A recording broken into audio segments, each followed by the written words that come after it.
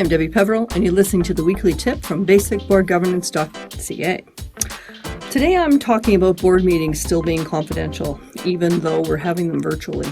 A couple weeks ago, I was talking about the differences between policies and procedures. I had made the distinction then between understanding the purpose of the policy and simply applying a procedure. If you didn't see that tip, what I was talking about then was having two people to prove an expenditure. It's important to understand that the policy is not to have two check signers, because then you would not have a policy if the expenditure wasn't paid with a check. Having two check signers is merely the procedure that implements that policy, not the policy itself. So now I'm seeing the same thing coming up with confidential board meetings. Because we're not meeting in person, we run the risk of having the meeting overheard by others. We still have the policy that board meetings are confidential. What we don't have is the procedure to hold the meeting in a room with only board members in attendance.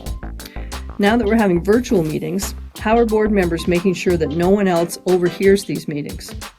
Board members need to understand that confidentiality is still the policy, and the chair of the board should remind the members.